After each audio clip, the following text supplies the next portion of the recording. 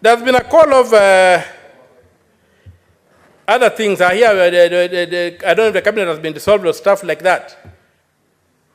That is like putting balm on a wound. What we demand, and what I personally think is ready to happen, is that the entire Kenya Kwanza administration, led by Mr. Ruto, must vacate power.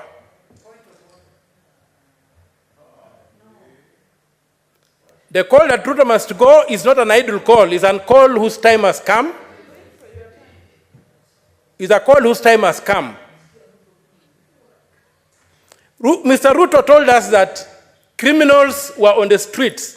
He has not produced a single criminal. You cannot be told lies every day. Senator Omtata. Yes, Mr. Speaker. Please have your seat. I made myself very clear on how we are going to conduct ourselves during debate on this motion. Inasmuch as we suspended points of order,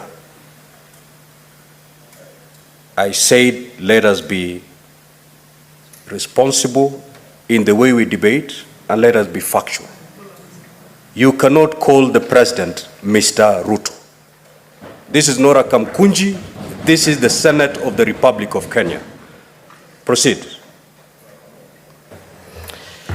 Okay, I can call him Dr. Ruto. And President Ruto. I'm finishing. Dr. Ruto, His Excellency the President. Proceed. But he never ceased being a Mr., so all those titles apply to him, if my English is correct. So I'm demanding that President Ruto vacates office as the only honorable thing to do. He's unable to balance a budget. It has collapsed. Everything around him is collapsing. So you cannot say that his juniors should bear the burden. The ball stops with him, and the call that President Ruto must go is a call that must be applied. And as they say, a fish begins rotting with the head. So, and among my people they say, a river does not flow higher than its source. And when you look at the sun, you must blink. Justice is crying out. Our children have died. Something that has never happened in this country. The president has called them criminals. And the president cannot continue sitting in power when the children have died. And he said you do anything at whatever cost. When the Constitution says you can't do anything at whatever cost. So my call is to associate my voice with those who are saying that the president vacates office.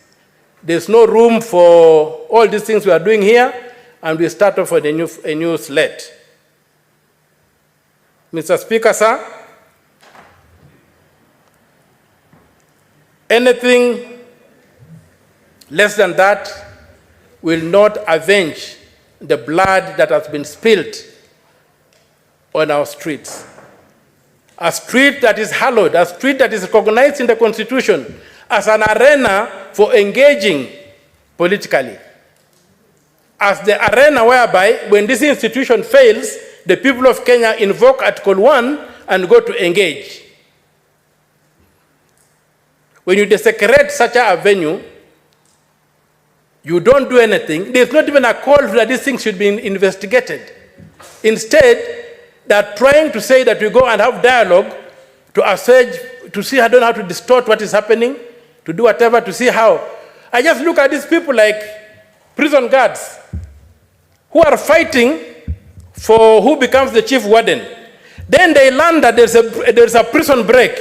So they all forget about what they were fighting for. They say the first thing we must do is to ensure that this prison is not destroyed. Because their business is the prison. Their business is to keep the people in the prison. So they are now coalescing, forgetting about the fight they were having, who becomes the chief warden. Now they are saying the prison must be kept intact. We are not going to allow that. This country has moved. The government that has to govern this country must govern by law. And, Mr. Speaker, sir, I reiterate my words that if really the president values this country, he should do the honorable thing, fall on his sword. President Ruto, fall on your sword and retain, if you have to retain any order. And retain any. Well, 1 minute, you wind up your thoughts, Senator Mtata. Just 1 minute. Mr. Speaker, thank you. What I was saying is that, like in the old days of the Roman soldiers, when they felt that they had brought dishonor to the country,